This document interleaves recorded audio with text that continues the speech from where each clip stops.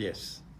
But so far I have never come across a tafsir of Surah Ar-Rahman which shows its links, its direct links with Akhir Zaman and with the Malhama. I've never come across any hadith, any tafsir which has done so far. My critics are going to say, well, if he is the first person to ever say something, no one ever said it before, well, then he has to be wrong. And my response is, okay, I'm wrong. So then what do? Forget me and go about your way and leave me alone if I'm wrong. All right? I am making no effort whatsoever to convince you that I am right. And I am warning the people, do not accept my views unless you are convinced that they are correct. So if you are saying that I am wrong, that nobody ever said it before, Imran is the first to say it, and I am wrong, and then my response is, okay, fine, full stop, I'm wrong. So then why don't you go your way and leave me alone? Okay? I am perfectly happy and comfortable to continue doing the work that I am doing, assured, with the assurance that if this is indeed the truth that I am explaining, it will survive in history. That's right. And so when we go to Surah Ar-Rahman of the Quran, and I cannot expand on it today, but on another occasion we can do that, inshallah, you have to ask yourself the question, nothing happens in the Quran by accident. Nothing. Allah does not waste words in the Quran. No. When Zulkarnain went in the direction of the rising of the sun, and he came across a people, لَمْ نَجْعَلْ لَهُم مِّن دُونِهَا سِتْرًا, a people for whom we had provided nothing more as a covering other than what they had naturally. So hence a people perhaps living a primitive way of life. What would he do? How would he respond to them? How would he use power with them? Allah uses only one word, one single solitary word to explain the response. He says, Kazalik. Kazalik. Meaning, he met them like that and he left them like that. So one word he uses, one. Should I repeat that for you? He uses only one solitary word. So then why in Surah Ar-Rahman does he repeat 31 times فَبِأَيِّ آلَاءِ رَبِّكُمَا تُكَذِّبَانِ? Has anyone ever answered that question? Is it by accident that Allah has done this? Why this superfluity? Why this repetition? It cannot be by accident. Then give me the answer. Tell me what is the... And I'm speaking now to my critics who are relentless in attacking me and in closing the doors of the masjid to me. Shame on you. I'm asking you to answer me, not those who are coming to me humbly, with humility, with hunger in their hearts for knowledge, with thirst in their hearts for... I'll never speak to them like that, not at all. But to you, who shut the doors of the masjid to me, I'm asking you for the answer.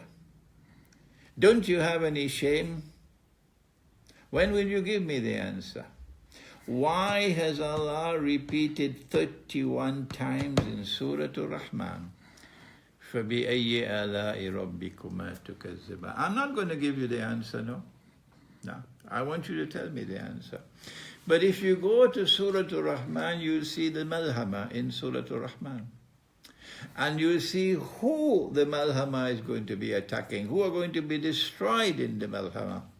And you'll see the evidence in Surah Ar-Rahman that is most certainly harmonious with a nuclear war. Thank you.